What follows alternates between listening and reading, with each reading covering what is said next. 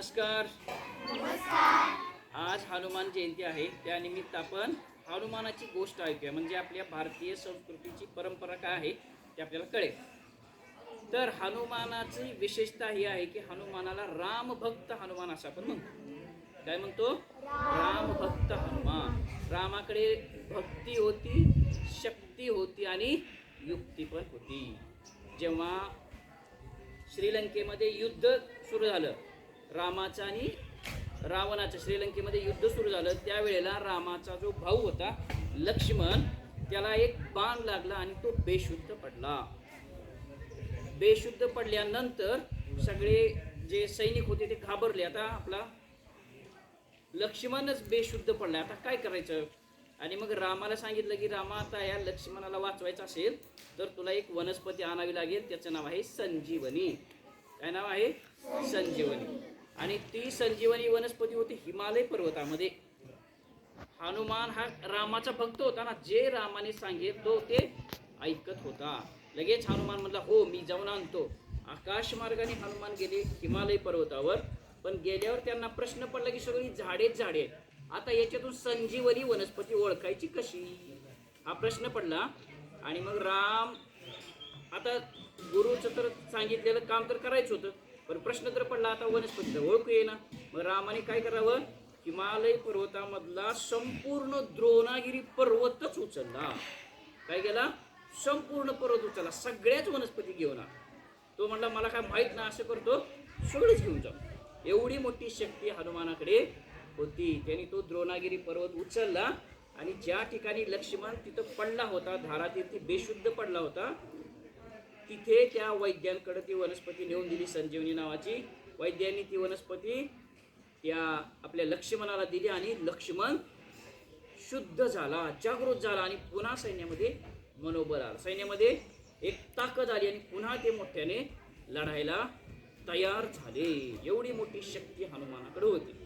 दुसरी गोष्ट आहे भक्ती. आणखीन एक गोष्ट सांगितली जाते आपल्या हनुमानाच्या बाबतीमध्ये. हनुमान जेव्हा रावणाने सीतेला लंकेला पळवून नेलं, तेव्हा रामाला हनुमानाने वचन दिलं की मी आपल्या सीतेचं रक्षण करतो, मी तुमचा सेवक आहे आणि तुमच्या पतीचं रक्षण करणे हे माझं काम आहे.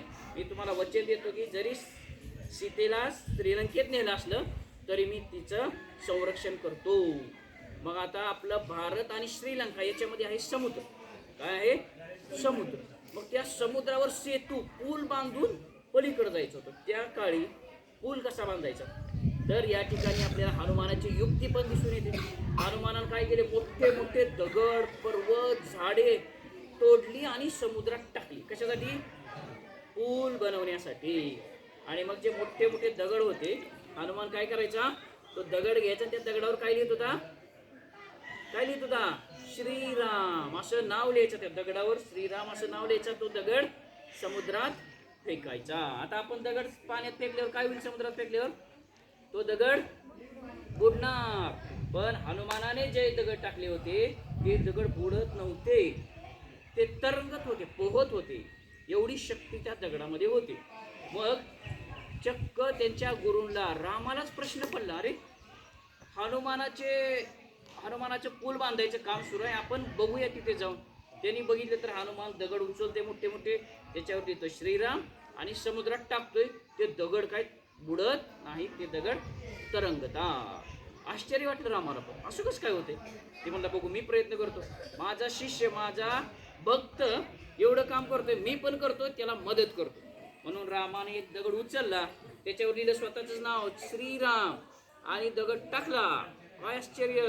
तो दगड बुडाला, तरंगलाच नाही. असं कसं काय?